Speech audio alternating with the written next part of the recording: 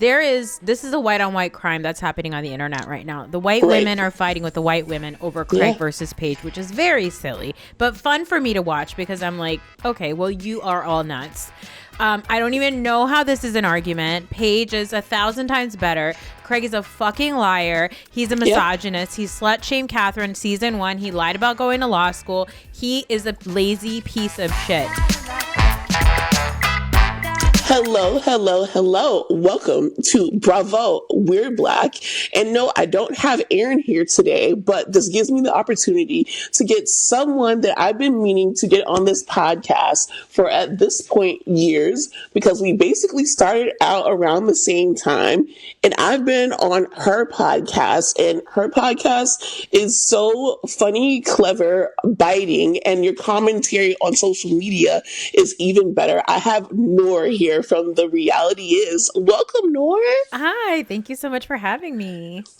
Okay, so just to be because you guys know that I overshare, I actually recorded a full podcast with Noor yesterday, but I'm a dumb bitch and I pressed the wrong button.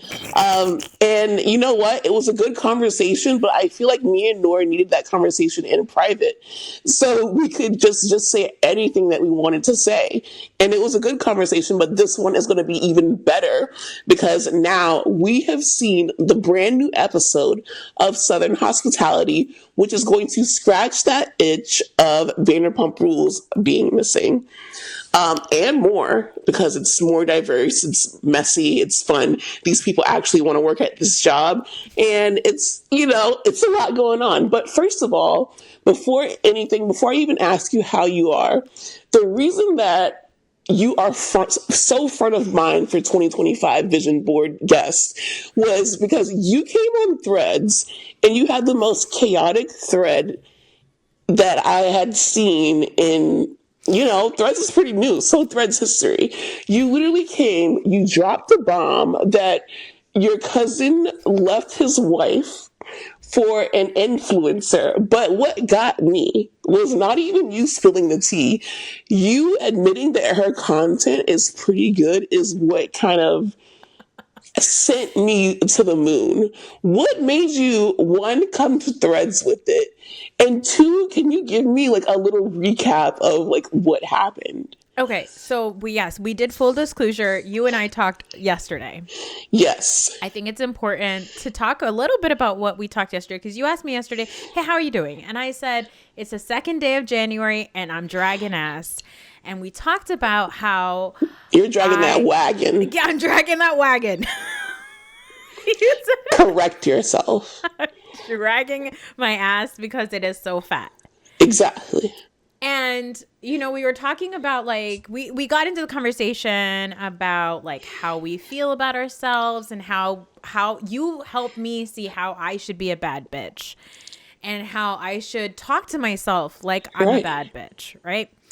And I got to the point where I said, there's an online persona for me because I'm a deeply online person. And then there's real life. And sometimes I don't think that both of those two things mix. And my resolution after our chat yesterday was, let's be more delusional. Yes. Let's really lean into the G lilies inside of all of us. Okay. And so I bring this up because you said, what compelled me to bring my family's tea onto Mark Zuckerberg's internet? And the thing is that I sometimes have these chaotic thoughts, and then I'm like, oh, I can't post that in my stories. So then I usually will take it to my other Instagram, my podcast Instagram, and I'm like, okay, I can say this here because I feel like mostly my family is not going to see this. So then I'm like, all right, if I put it out here, maybe it's safer. Little did I know that shit went viral.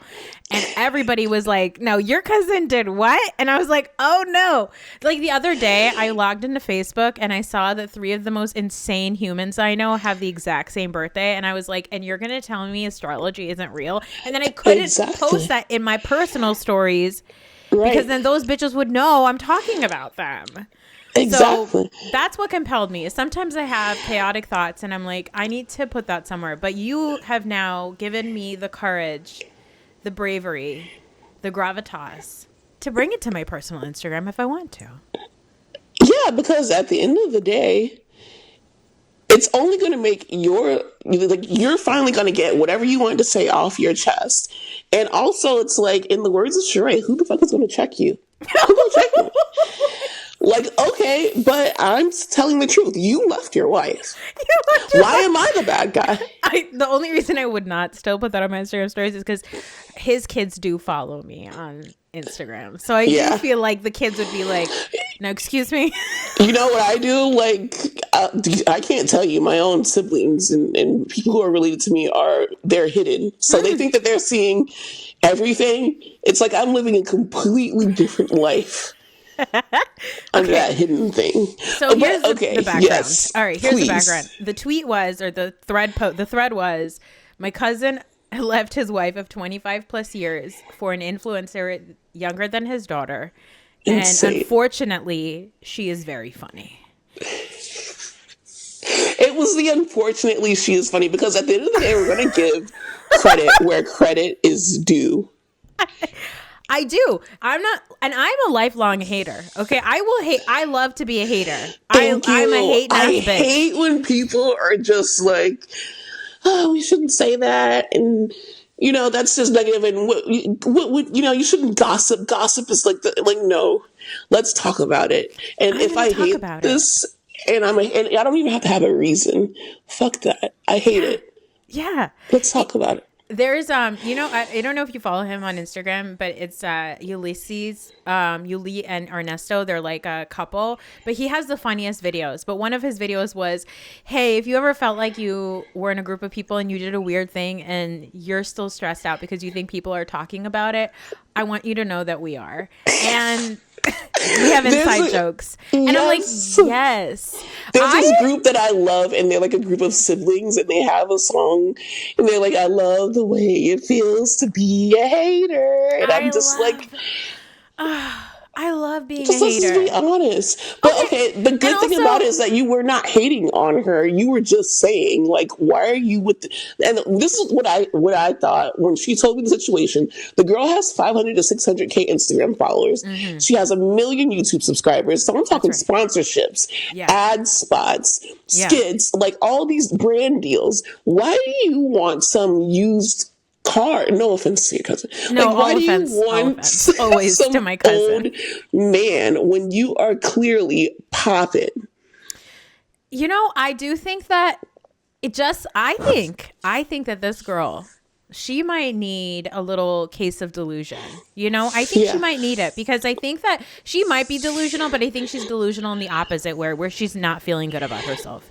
Because if you have 1 million subscribers, if I had 1 million subscribers on YouTube, I wouldn't talk to my own family.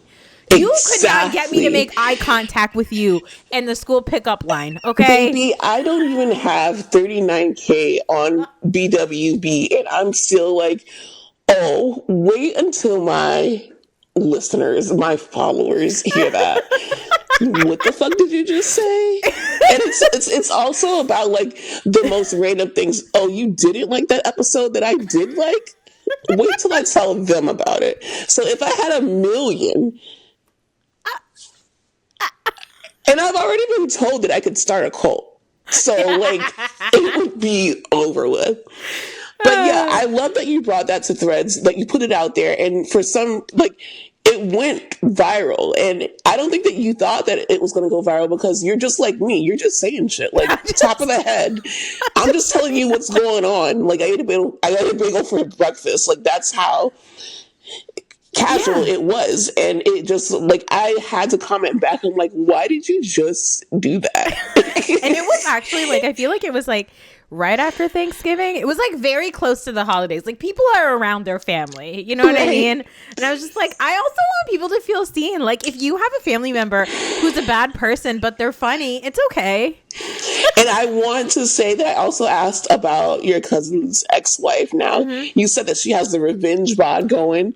She has a revenge body. Is thriving. Mm-hmm. She's thriving. Because this man, just to give you guys a background, I did share this with you yesterday, but he was married for 25 years, over 25 years. My mom told me one day, will you not believe, we called him Frank yesterday. Frank left his wife for an influencer in India. And I said, what? And then she gave me the person's handle, and I went on their YouTube, and I was like, damn, she's funny. And then I found out the real fucked up part was like, because like, here's the thing, the influencer, you know, she was like, okay, this guy from America wants to like marry me. All right, fine. All right, there you go. Whatever. He probably lied to her. He probably told her that he has money. I don't think he has any money anymore, which is why he found himself a YouTuber. But exactly, he's probably her manager right now. Yeah, he drained his family's bank accounts here, left his house in foreclosure, and like a very nice big ass like Jersey Housewives type McMansion house in foreclosure. Demonic. Fled the country, abandoned his children. He's a grandfather. Okay. Went to India, had 2 babies with this girl. Demonic. Men are the worst. Okay. Slowed her down also. He was like, oh, 1 million followers, that's enough. Let me put 2 babies so you're gonna be building, but you gotta slowly. But she would probably be at 3 million right now if it wasn't for him. Yes. And you know how much money these Indian influencers now make? Like, it's insane over there. It is insane. The brand deals, you can't even go on like an Indian influencer's like an influencer from India. You cannot go on their profile and see a single video or picture that is not sponsored. They are raking it the fuck in over there. I just hate that. I hate that for her. Yeah. I hate that for him, but it's a positive thing for him, so that's why I hate it for him. But I'm just so glad that maybe that happened, and no offense to your cousin's ex-wife, maybe that happened so you could get here on this podcast finally, because it had to happen. She had to lose her husband so you could come here. Ruined.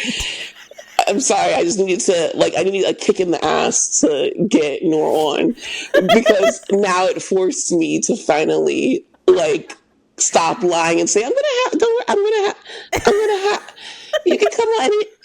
And so now I was just like, hey, are you free? I'm like your ex-boyfriend from high school stalking you. Hey, can you come back to my podcast? Do you ever have exes listen to your content? Oh God, no.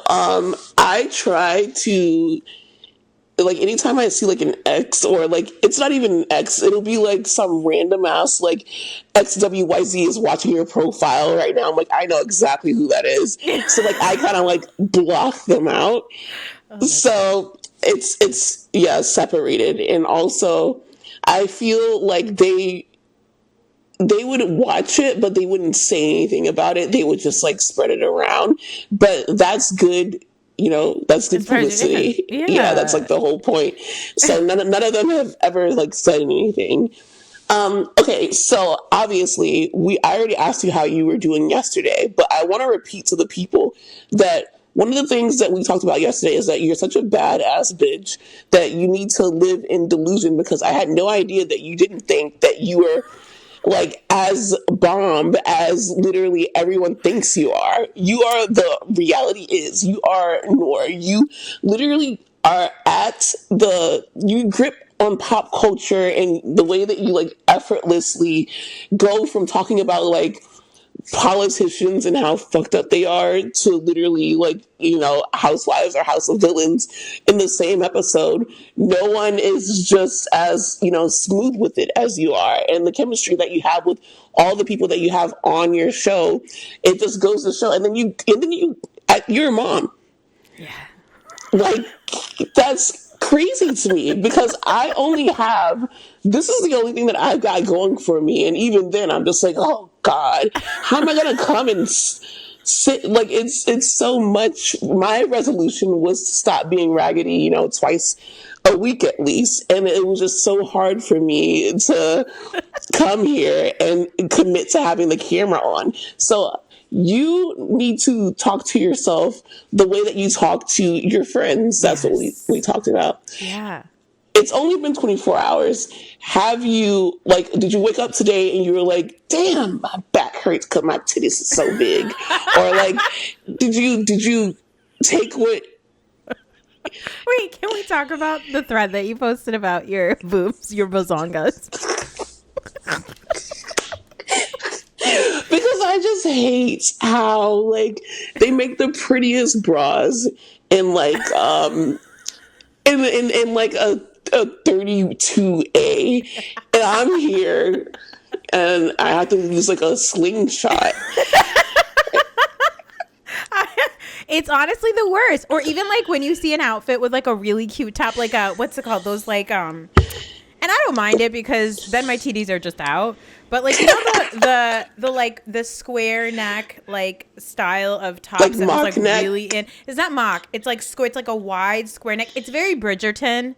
Yeah, that was like an A-line. Yeah, but like those yeah. dresses were in where it was like a super deep square neck and then with like a little tie. It was like giving like sexy little house on the prairie. And I would always buy those dresses and I'd be like, I'd always look like not the Little House on the Prairie, but the woman that runs the whorehouse, the town over. I'm the one that is like taking in the gentleman. And I don't mind it, okay? I don't mind it. But sometimes I'm like, I'm a mother. And so I have to like take my kids to school. I can't have my bazongas. Bazongas is so good. Like you like that one? We need to keep bazongas in our daily vernacular. Because they're not boobs. You know, like boobs is not enough. They're too, like, I feel like if you're like a small C is where boobs in. Yeah. But I don't have a small C. Like, I have double D's here. Yes. So then I'm just like, damn, that's such a cute bra. But then at the same time, it's like, damn. But these titties, though. Yeah, it's not even going to cover my nipples. Sorry. But, okay, I think that you did, though. Because I think on Threads, you tagged me. And you were like, I'm not dragging ass anymore. I'm not dragging ass anymore. I was not dragging ass this morning. I woke up this morning. Also, like I had a busier day, like a busier Friday than usual. But I woke up. I did my hair. I don't like to wear a ton of makeup. So I was just like, I'm just going to Vaseline my face. So I did my hair, put on a cute little outfit. I've got like a little crop top turtleneck situation with some high-waisted pants. Like an outfit that like a woman born in 1985, you would not see out. But I was like, fuck it, I'm going to wear it. Hell and yeah. I feel so good. I felt good about myself because I was like, why am I so mean to myself? Like, and I think like for my generation of women, it's so prevalent. Like we are so mean to ourselves, but I'm actually always really inspired by like kids from the 90s and 2000s because y'all just like, you guys like have taught us how to be kinder to ourselves, especially women, especially plus size women, especially women of color. Like I grew up with an example of like a standard of beauty that was just like, hey, that looked at me and said, you're a potato. And so my sister is from like that same generation. And like the way that she would tell me about certain things that happen, I mean, it's a negative and a positive, right? Because I think the internet helped and it hurt with that. Because it's like you guys grew up with the beginning of, you know, like social media and all that stuff.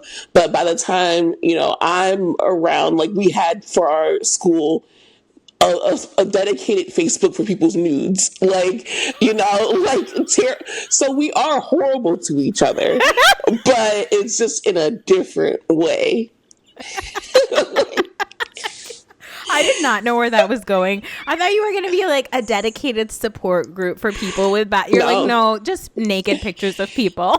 Yeah, no, it was just like, and it's like you have to check and you have to pray that you're just not on there. Do you ever think about the men who might have your nudes? I do. And you know what? My plan is every single, like if it ever comes out, one, my huge bazongas are on there. So like it's positive promo for me. But also I'm going to lie and I'm going to say, guess what? I was underage. So that's good. You're in possession of child porn. Oh, that's so good. That's smart. That's smart. Yeah. Honestly, being a woman we're just so much smarter than everybody else. That's so good. So much smarter. But yes, I feel like everything that we talked about yesterday, like really that whole thing of like, we're going to be not dragging ass. We are going to be appreciating the space and we're going to be owning the space that we take. And we're going to be a little bit delusional about how kind we are to ourselves. Like the amount of vitriol that I have for myself, I'm just going to flip the switch to the other side. Because what's the worst that's going to happen? My friends already think I'm the shit. So what are they going to do? Disagree with me? No. It's insane because our friends love us. Our friends love us. And this doesn't even, it's like we both said that we have like these online communities where we actually, like, there's a line that's not even blurred. It's we remove the line between online friends and real life friends, because I consider the friends that I make online my real life friends, because they are there in those times of need. Like when I have things that happen, I come straight to the podcast or I come straight to the internet, and I'm getting that support and I'm giving the support from the people in real life. So, okay, I'm glad that we are, this is our, third day into the year, and we are so far crushing it. We're killing it. So I just want to summarize our butts are crushing the things around us. Because they're so fat. I want to summarize what we talked about yesterday before we just dip into Southern hospitality, because that is going to be the bulk of today's episode. Number one, fuck Jennifer Aydin. Fuck her. And I'm so glad that she's getting dragged online.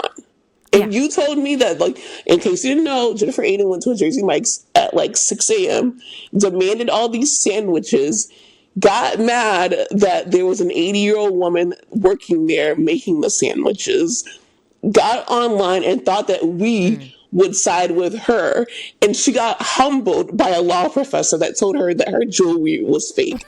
So not only did she get humbled in real life by a law professor, she then is still now getting humbled by us, because how dare you? You told me that that was also an airport, Jersey Mike's. Yes. So you're just in the airport, not in the Delta Lounge, not in the VIP area, not in the celebrity area, because you wanted to make it clear that you were a celebrity. You were in regular old Jersey Mike's, and you're a stinky girl getting an egg sandwich at the crack of dawn. And she was going to bring it into the flight and stink up the entire flight. The entire plane. She got a 17C. By the way, she was getting a tuna sandwich. Like, we're in 2025. Did you not see, like, did Subway not get sued for, like, putting shark bait in tuna sandwiches? What are you doing? Also, why are you getting a tuna sandwich and bringing it onto the plane? And that's offensive to your people around you in 17C, like you said. In 17C, okay? Even though I'm in 28Z. I'm 36. Like, I'm 36DD, like my boobs.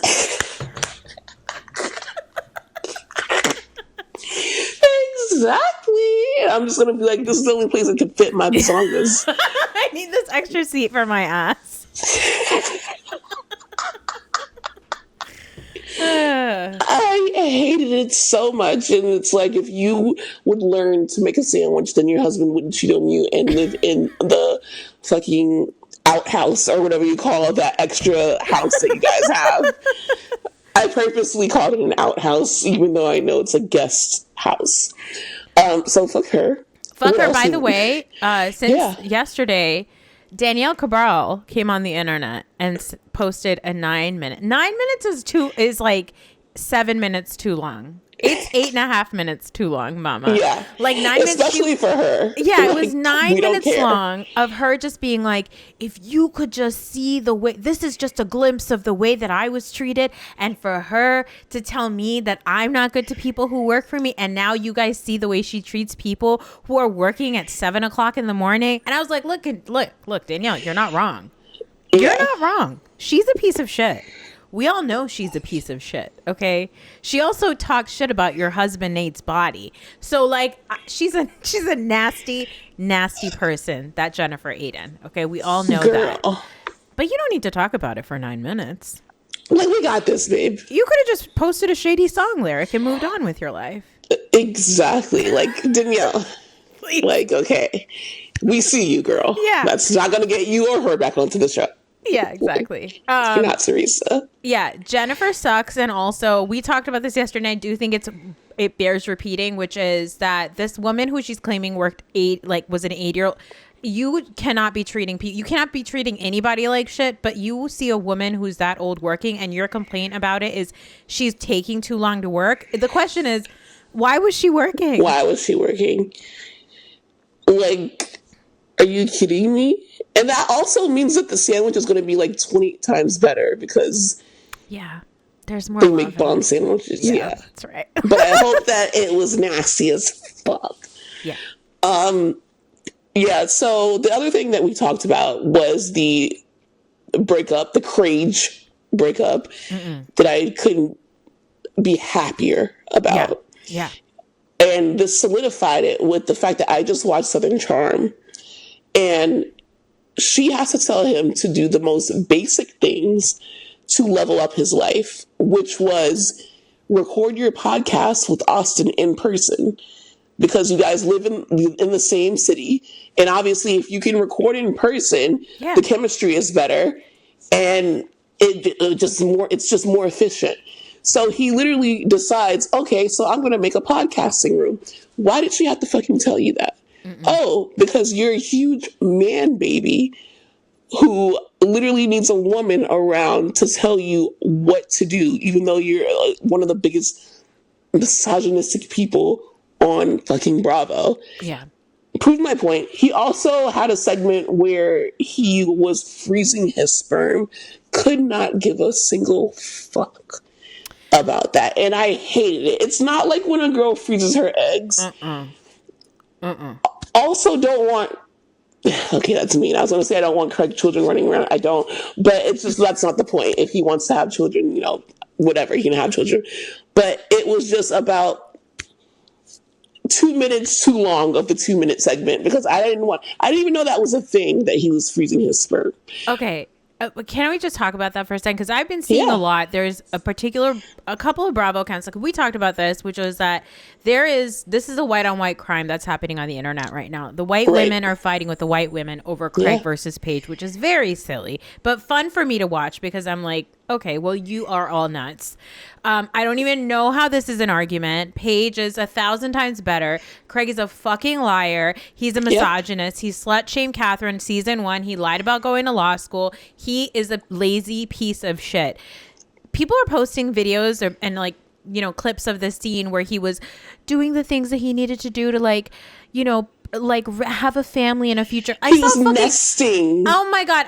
Hold on. What? I'm going to pull it up because I saw a People magazine article on Threads, which I retweeted and I said, oh, fuck off. Because the People magazine, Craig Conover took steps towards starting a family with Paige Desorbo months before their breakup. I'm sorry. Jizzing into a cup for a man is not the same as freezing her fucking eggs and taking the steps to have a family. The only time people have jizzed into a cup on Bravo is to see if their swimmers are working. That's it. That's all. Oh my God. Thank you. That was driving me crazy. He's not doing it to men famously have babies up. Al Pacino is like 90 and he has a 2-year-old. Robert De Niro had a baby like 3 years ago, you guys. These men are in their 80s and 90s. You're going to tell me that Craig Conover has done more drugs than Al Pacino? No. And that he needs to freeze his eggs? I mean, his sperm? Guarantee. No. I can guarantee you. And I just don't think that he should have just said it and moved on. Like the fact that we saw him go to the place, talk about it, it was just entirely too much. I just don't give a fuck. When was this filmed? I think this was filmed earlier this year. Not this year, just kidding. It's 2025. Earlier in 2024, maybe like around the same time, like Potomac Films, maybe. So before Summer House filmed.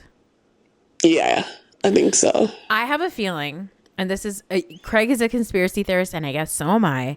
But I have a feeling that But yours are fun. Like, I actually don't immediately roll my eyes when you say something insane. I don't discourage people from getting flu shots. Craig, I have a feeling that Craig was setting this up in Southern Charm, because I feel like I haven't watched Southern Charm in a long time, but I see enough clips of it to know what the fuck is going on.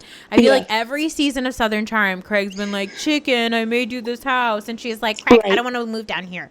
And like, that's pretty much it every single time, right? Yep. And so I feel like this was like towards maybe the end of the relationship, and so he's doing all these things on camera to make it be like, oh, I really wanted a family, and I really want to settle down, and like and Paige is just getting sick of his dumb ass shit. And also Paige just wants to get high in New York, okay, where it's legal to get high. And I don't think it's legal in Charleston. I'm sure they are anyway. But like, have you seen Paige's Instagram stories sometimes? That bitch is just zooted. She's zooted and she's eating. And like, she can't do that in Charleston, and she shouldn't have to. So fuck Craig. He can fully move to New York.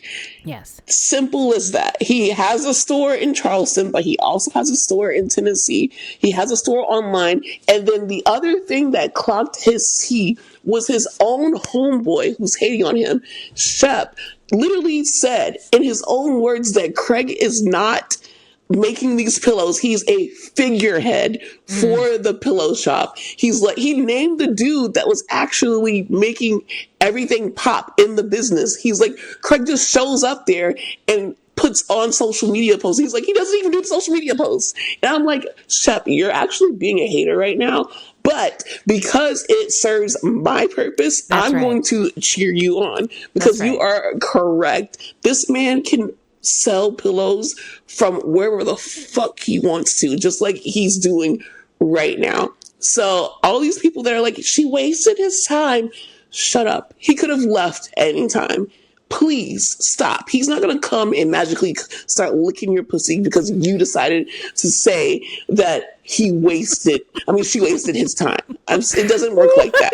And if it does, let me know. I will say sorry. I will eat my words. While he's eating her pussy. Exactly. Like, I'm just so, like, the comments. Defending him like he's going to come and flick their bean. Because, yeah, they really are. They really are in there. Like, Craig, you deserve better. Are we down that bad? Craig? Like, have you not? Can I open Bumble for you? Can I open Tinder for you? I can find you 42 Craigs for the one Craig that you have on TV here. And these actual Craigs that I can find you come from money. Because that's my biggest thing, is that Craig acts as if he's like a Shep or a Whitney, where they look, okay, I will, like, they're assholes, they're terrible people, terrible men, but at the very least, at the end of the day, they can act that way because they're entitled to it, because they have streets and businesses and homes, and like, this is old money. Yeah. Craig, you just got, like, if you weren't on the show, you would actually have to be a practicing fucking lawyer. That's right. Stop. Right. And also on the lawyer front, I just want to say that everybody's like, wow, Craig is a lawyer. You know what kind of lawyer he is? He's the same kind of lawyer as fucking Girardi. Okay? He's a Sweet Girardi. James. Yeah. Have you been out in the West Coast and seen all of the Sweet James billboards? It's like the first thing that greets me. I didn't even know that was like really, really a thing until like the Bravo universe told me, like, this is an active thing. Like, this is Sweet James that I know. Oh my God. I've been to LA a couple of times this year alone, and literally the first thing that greets me every single time I get out of the airport and I'm in my Uber is a billboard for Sweet James. And they're literally everywhere. Also, Craig sucks. I always like to remind people for all the reasons Craig sucks. He's a liar. He's a misogynist. He had Tommy Lahren on Instagram Live multiple times. I also wanted to ask you, you've been to BravoCon a couple of times. Is it true that the women are always swarming around Austin? Yeah. And Why? But also Shep. But the thing is, I'm not going to say that I get it because I personally don't get it. But I understand from if I was a white woman from maybe like the Midwest and I didn't get to see like a 6'4" manly like figure all the time. I would maybe, you know, understand that. And then also he's goofy. He's nice to be around. Like he'll be like, yeah, I'll take a picture with you. Like he's very nice. Shep is too. I don't know about Craig because I tried to stay as far as away from him as possible. Yeah. But I understand why. But yes, and at BravoCon it's true. And they also did the same with Schwartz and Sandy, which I understand more. Not after Scandalous, though. I didn't understand that. But before that, I understood that if I was, again, a white woman from the Midwest who can't be around anyone who's like over 6 foot, like any man who's like over 6 foot, I get it. If you were accustomed to eating unseasoned chicken. Yeah. And then all of a sudden someone gives you KFC, you're like... Can we even say they're KFC? No, well, no. Maybe like that first, maybe like some TikTok fried chicken, like a recipe. Yeah. The first time you sprinkled some onion powder and garlic powder and paprika in your food and you were like, wow, this is amazing. I'm going to get you guys on this recipe. It's salt, pepper, garlic powder, onion powder, paprika. And then you watch them cook the chicken and you're like, this is so dry, but I guess go off. Sure. And that's what Austin and Shep and Craig are. Yeah, so I can't even like blame them. But yeah, like just fuck Craig. And Southern Charm, it's just like, when are you going to show anyone other than the same people? It's like they have Molly, they have Sally, which are the newcomers. They have Rodrigo, who's been on there. They have Vanita, who they barely fucking show. Who I watch it to see Vanita, but they showed her 0.3 seconds this episode. 0.3. And it was just like her, I don't even know what she did. It was so fast. Like, that's how crazy it was. No. Like, I'm just like, what's the point if you're not going to have these people on the actual show? Yeah.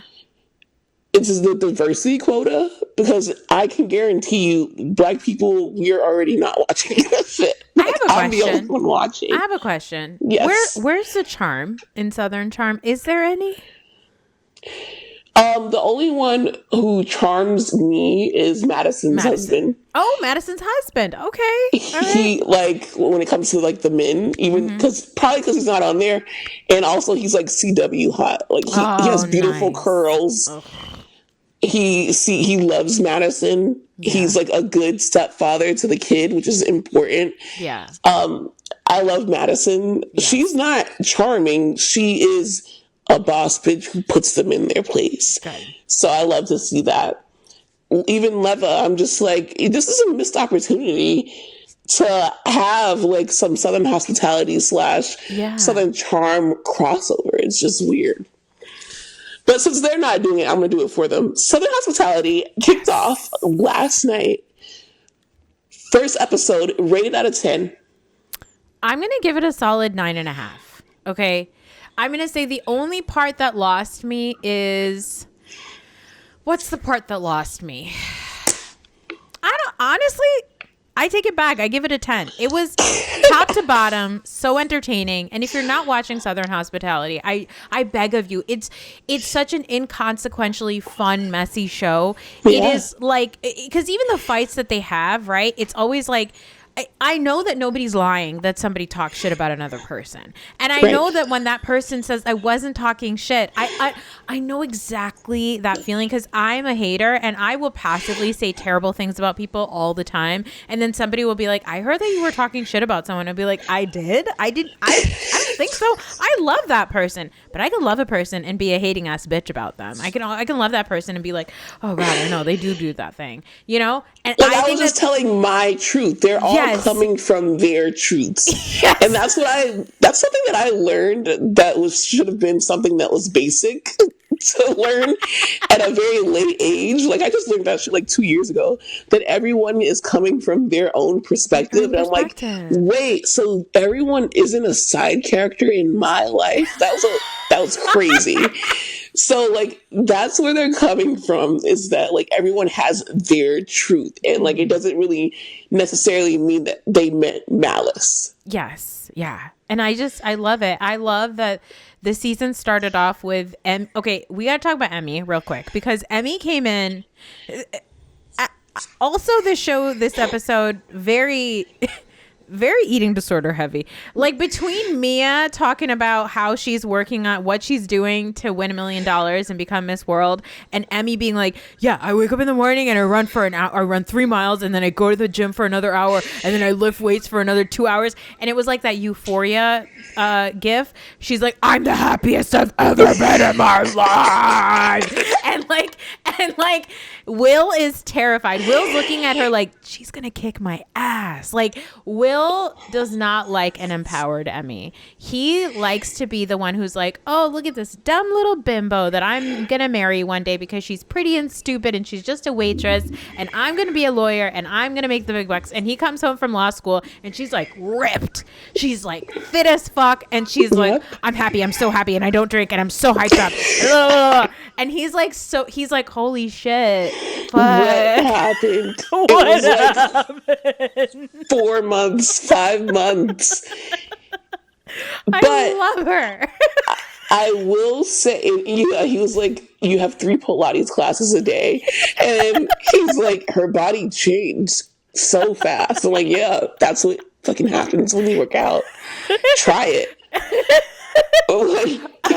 I wouldn't know anything about that. My 8th tub of onion dip, telling Will, try it, fat ass. Like, sitting from my couch eating my chips and dip and be like, yeah, well, move your body. You should try it sometime. But I will say, and what do you think, though? Because every season it's the same thing. Every season. Emmy, Will is cheating on you. Emmy is like, no, he's not. I'm getting a ring. That's how I see her. Like, she's the one who's going to do anything for a ring. She's invested too much. She's not going to leave him. The only way that she will leave him is if this is greenlit for season 4. And then I feel like season 4, we might see her leave him because she sees him as an investment and she doesn't want any other girl to get like what she's worked on. Yes. And like, you know, she feels like, okay, he's promised me the ring. I'm going to have the house, the kids, the ring, a husband who's a lawyer. I'm not going to have to work anymore. Yeah. So that she's in it to win it. And I respect that to a certain point. But now we're on the show, babe. The world is like your oyster. You can do anything. G. Lily went from working at this fucking, to being an international model. Like, which doesn't even need the show anymore. When she said that she didn't work there anymore, I'm like, what do you mean you don't work there anymore? So do you think that Emmy is not leaving Will, or would she leave Will? What do you think? Okay, Will, when we met Will, I was very surprised by the way they were talking about him. And then I looked at him, like, first season, I was like, really? They were like, Will is so hot. Will is so hot. He's a model. He's like, they kept saying he's like, you know, conventionally handsome. And I was like, he's just, again, we are talking about unseasoned chicken getting a little bit of paprika on it, right? So Will is like another tall white man who like can string a sentence together and not sound like he has marbles in his mouth like Joe Bradley. So I think that like initially she was like all about Will. Then we met Will's family, and Will's family is rich. And I think that's another thing. I think that that is really what Emmy is after, is she's looking for that Will's I think she wants to be married to that trust fund money more than she actually gives a fuck about Will. Because, like, yeah, Emmy could get literally any guy. And I think that she, you know, maybe I wish that Emmy would have an ounce of G. Lily's delusion and just, like, take it in within herself. Because even, not to jump ahead, but even the preview for next week where she's, like, sobbing and she's like, this is what I get for being nice to people. Real. She's fully hulking around, and it's so funny. So will she, it's like, we saw in the preview for the season, Maddie said until she sees his dick go inside of a pussy, she is not going to leave this man. I don't even think she's going to leave him if that happens. Okay, so you don't think that she'll leave him? No. Okay, so we got to keep watching, because then, and I don't know if it's just for the show, I heard that, shout out to Gibsonoma, I think that was who threaded that at the Southern Hospitality premiere party, Will deactivated his Instagram. And and I think that Emmy wasn't talking to him or some shit like that. So I'm just like, maybe there's hope for a girl. I hope there is. So we got to get to Joe Bradley and Maddie actually finally being a couple, which I did not want this to happen at all. Didn't want them together. Obviously, we talked about on the show, they talked about the Luann situation where TJ was like, he absolutely did fuck Luann. That's right. Joe Bradley is upset with TJ because he feels like his friend, even though it was already out in the press, his friend is the one who kind of put the nail in the coffin and confirmed that it did happen at the reunion, which was so stupid because we all knew what was happening and he was with Danielle at the moment. Now, Maddie is with him, and Maddie has some delusion that Joe Bradley would not ever cheat on her. And I'm like, he's cheating as we speak. Yeah. So a couple of things about that. Number one, I think it's so funny that Joe Bradley was like, TJ is my best friend and he sabotaged my relationship with Danielle. I'm like, no, you sabotaged your relationship with Danielle by having sex with Countess Luann. And look, insane. Nobody blames you for having sex with Countess Luann. I would probably have sex with Countess Luann if I was given the opportunity to. As long as I'm not awoken by her voice. And I was woken up by I don't know. Maybe the voice would do it for me at some point. Multiple. If I was woken up by multiple male voices. One of the best things Carol's ever said. That's the only thing that I remember that she's ever said. So I think that is one thing. First of all, I think it is, like Maddie said, it's iconic that he hooked up with Luann. I do think it's iconic. But I think what's so funny about Maddie is that, so we know Maddie, and TJ alludes to this. He's like, I don't understand how somebody who's been sober for 10 years could be with somebody like Trevor or Joe Bradley because they're very similar. And I have a theory about this, which is that please tell me, because she is sober, she is looking for that like chaos and destruction somewhere else. In the place. Ooh. And so she's found it in Joe Bradley. And I mean, for what it's worth, Joe Bradley literally worships the ground that Maddie walks on. But I think that Maddie was more of a get for him, like a chase for him, than... Oh my God. Now that he's with her, he's like, okay. He's gonna get bored because he got her and the chase is over. I thought the exact same thing, especially when she was upset about the balloons and he couldn't give a single fuck less. The balloons were so funny. I mean, I would be the same way because I've had a party and I've gotten balloons from Party City, and it does take a long It's a process. Time. People are not understanding. RIP Party City, number one. But two, when you literally pick out the balloons, you don't just go to the register and they blow up the ones you want. They have to order certain special ones. Yes. They have to give you a time. It is and those motherfuckers are expensive. Yes. Okay. Yes. And for them to just fly away, what I would be worried about the most is that we just killed like half the environment. That's right. On TV. Yeah. Several birds are dead. PETA is coming after me, and you're here telling me it's not a big deal to just go and get some more. And you're supposed to be this dream boyfriend that chased after me. A dream boy. I've had a dream. Like I played hard to get before, and I got with a guy. And like when he finally got me, he would do, especially at the beginning, anything. If I dropped my pudding, that motherfucker would literally scoop it up with his hand and be like, "Here, my princess. I have prayed over it like 10 times. You're fine." No, Joe Bradley was like, whatever, I'll go get some more. Like the allure is already lost. I don't understand. It's so funny because like Maddie always the first episode of every season builds up this like grand thing, and then you see the reality of it, and it's always so funny. Like season 2, she was like, yeah, like I'm a DJ and Trevor's a bad boy, and like I just love bad boys, and then it cuts to like Trevor hopping on his like bike taxi. And then the same thing in this, she's like, Joe Bradley loves me. He's like always loved me. He'll do anything for me. And here he is being like, stop crying about the balloons. They're just balloons. Like exactly. And I'm like, you were there, right? Like,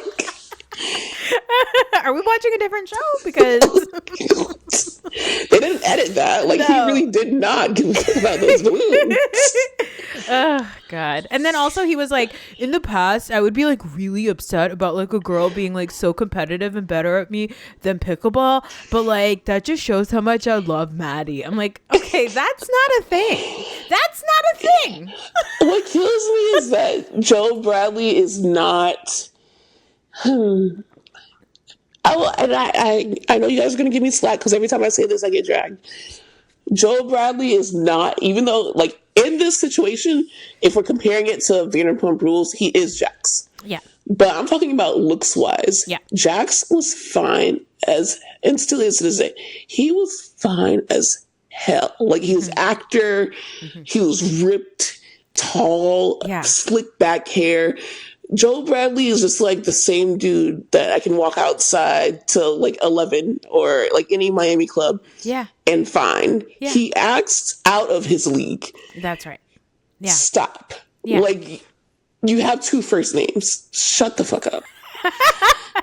And we have to call you by both of them. And it's not even Joe. To remember you. Yeah. It's not even Joe. It's Joe Bradley. Joe Bradley. So Bradley. I agree with you. I don't think that he's that good looking. I actually don't think that, well, Michael's is hot. And regular Bradley's is ripped. Like regular Bradley is really hot too. But Joe Bradley really does act like how tall do you think he is? Like I heard that he's not even that tall. I heard he's like 5'8". 5'9". No. Get out of here. Absolutely not. You're walking around with that kind of confidence and you're not even over 5'9". Get the hell out of here. Mind you, he didn't even take his shirt off at BravoCon. Like, well, if he did, I wasn't there. But Amir took his shirt off. Amir's only like 5'8", but he is ripped and he has a beautiful face. Stunning. He eats me up on the daily. But he took his shirt off. Like, the crowd goes wild.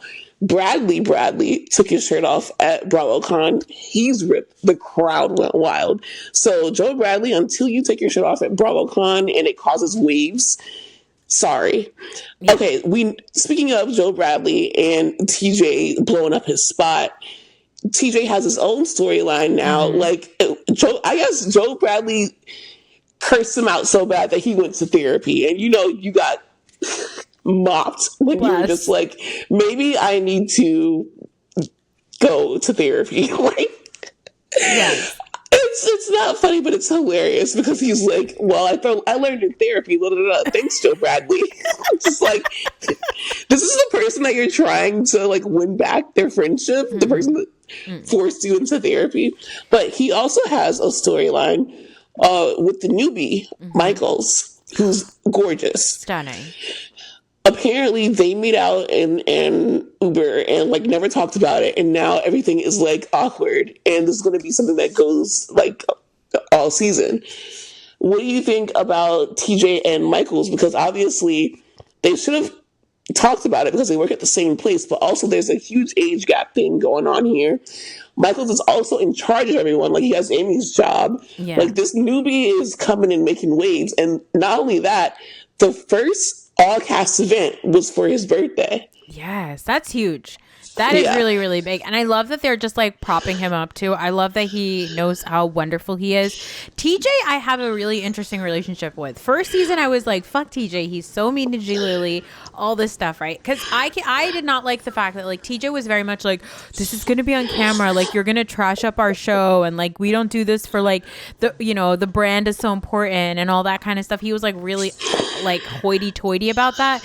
So what I've learned about TJ, and I hope he's learning this about himself in therapy, is that he is he's very concerned about the way the world will view him, right? And I have quite a few gay friends, and I've heard this from a few of them that grew up in really conservative circles, which is that even after you come out, there's just a lot of feeling like everybody's looking at you and you need to do everything right and all that stuff. So like even TJ being like, giving Joe Bradley the opportunity to be honest, because I feel like TJ has like a moral code in his mind that everybody should be sticking to. So he makes out with Michaels, and then he's like, shit, like he's so young and he works with me and he's kind of my boss, and I feel like it's weird.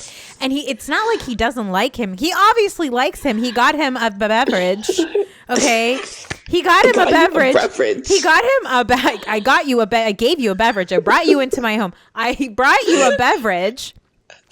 And then I love that Michaels is like, I'm going to shit myself. And they're like, is it because of the drink? And he's like, well, yeah. And I thought it was because it was coffee. I was like, oh yeah, coffee makes me shit too. And then they're like, no, because TJ got me a coffee.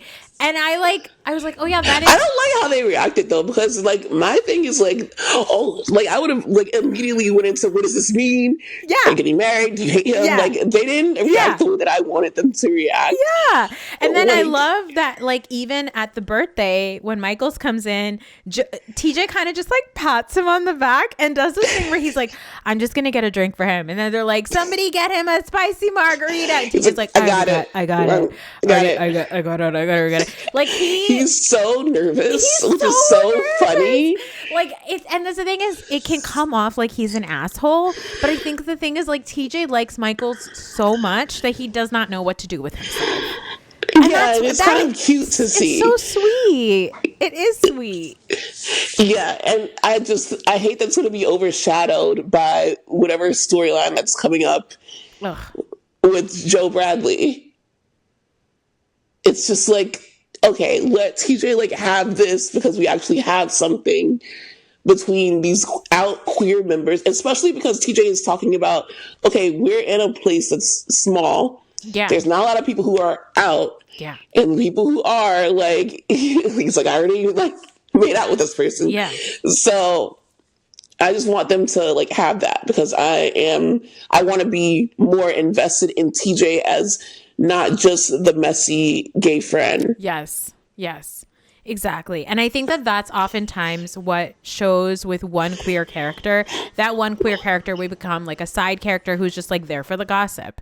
And I'm like, no, this is a real person with like a relationship that he might want to explore. Like we kind of would get that a little bit in previous seasons. We've like seen where like he's gone on dates and the person ends up being closeted or whatever. It's always been interesting to know more about it, but at the end of the show it's always like, oh well, TJ was talking shit. And even like Joe Bradley kind of mocks him this episode. He's like, oh, I can see TJ there right now being like, Joe Bradley's a bad person, blah blah blah. And I'm like, no, Joe Bradley, you are a bad person. Yeah, well, why is he saying that? Because you're a bad person.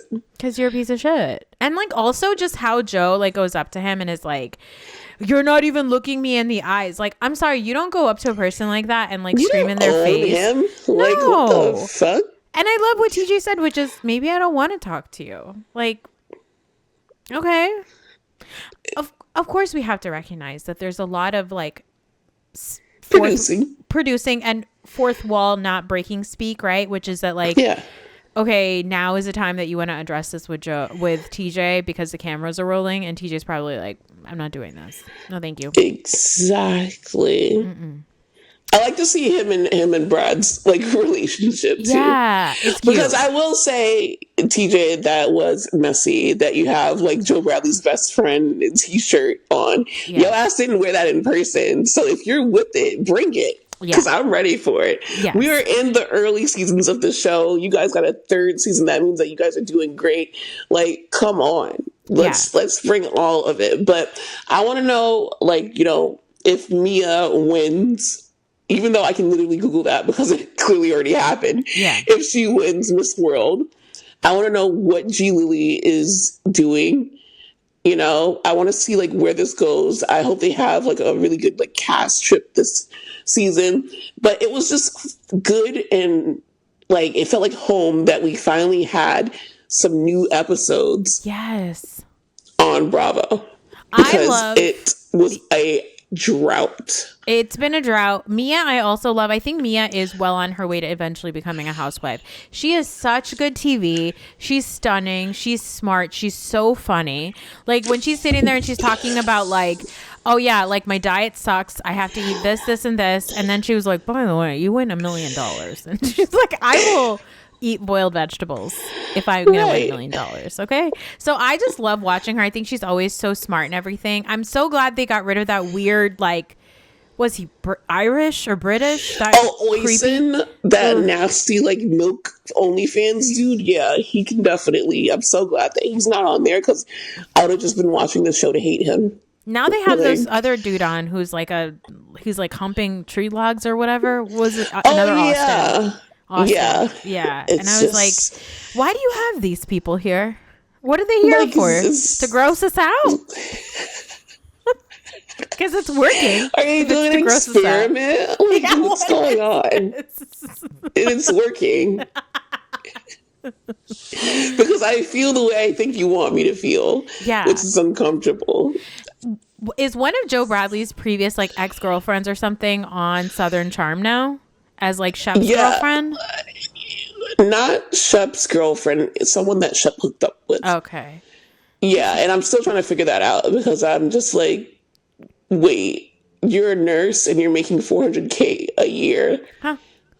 But you're on Southern Charm. It's like, why do you want to be around these people? I don't know. It's just, I don't understand it. All I know is Southern Hospitality, I also give it a very high score. I would say 9.5. Yeah. Maybe, 9.5, not 10, because I wanted more of one. I want more of Bradley. I like that Bradley and Maddie was like, as long as she stopped talking about me getting my dick sucked by the garbage. I love that alley. I love that alley story. The blowjobs in the alley. It's so funny. That's the Sir alleyway for them.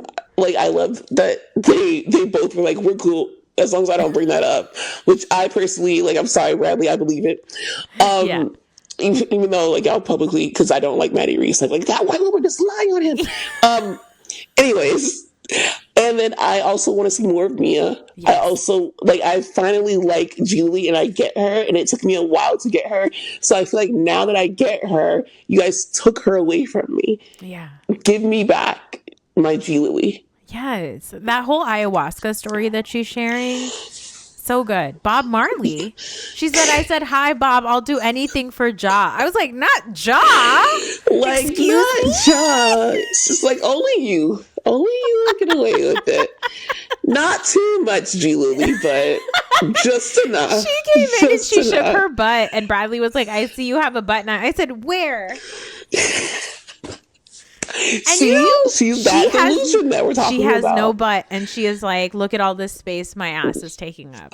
That's what I'm telling you. Oh my God. We have to be more like these women who are disconnected from anything that is real, and we're okay.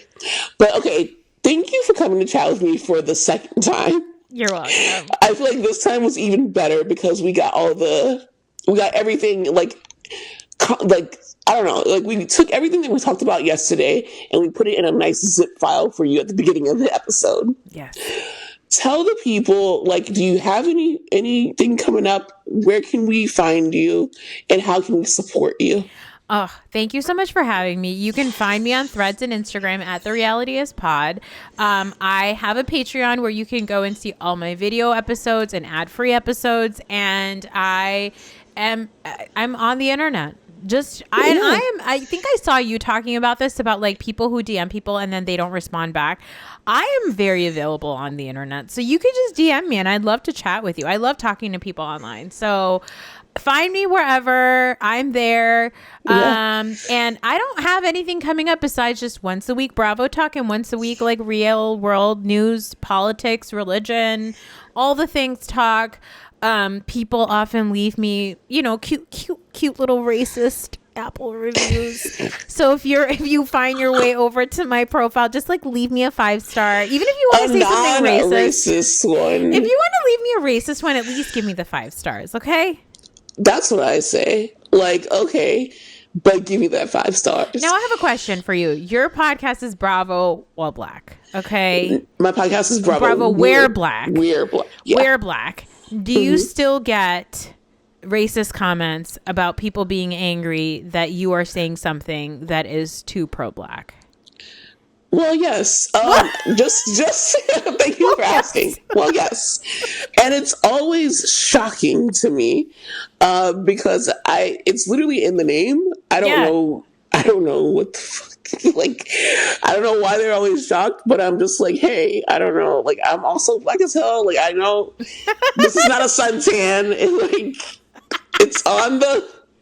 But even just yesterday, I was talking about how I'm going to be supporting Megan's new show. Yeah. And, like, white people are just like, Can we talk about that for just a second?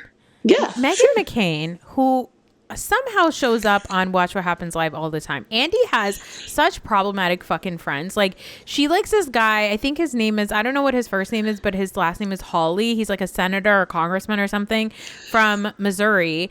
And like, Andy is always talking about how he's like racist and terrible and all that shit. And Meghan McCain is always supporting that piece of shit. She came out and she talked about Meghan Markle's new show on Netflix being out of touch. And I'm like, you gotta be fucking shitting me. You want to talk about your dad again? Your dad? Okay, you want to talk about your daddy? It's insane because what is out of touch about it? The bitch is baking a cake. Yeah. I literally just did that. And I am not out of touch. I'm very much too much in touch to the point where I've created a podcast to be out of touch because I want to feel out of touch. So what do you mean? What do you mean? She wasn't even on social media for 5 years. She deactivated her Instagram for 5 years. I don't care how rich and famous I am. I always say, I want to leave the internet if I'm that rich and famous. No, I'll be here. But it just won't be me. You won't know it's me. Yeah. She left the internet for 5 years, reactivated her Instagram, and she still has to turn the comments off because people won't leave her the fuck alone. Yeah. It's crazy. Yeah. So fuck you, Meghan McCain. We're going to be watching With Love, Megan, January 15th. And this has nothing to do with this, but it just came to the top of my mind because it's about to come on. In 20 minutes, we're going to be watching RuPaul's Drag Race new season. So I forgot that it was on tonight. Okay. Thank you. So we love you guys. Thank you so much for listening. I'll be back on Wednesday to talk pop culture and some nonsense. And I have a guest next week. I don't want to say who the guest is. So when you guys come, you'll see the guest. But thank you for guesting. Thank you for coming on the pod. And I can't wait to talk with you online even more, Noor. Thank you. Bye, guys. Bye.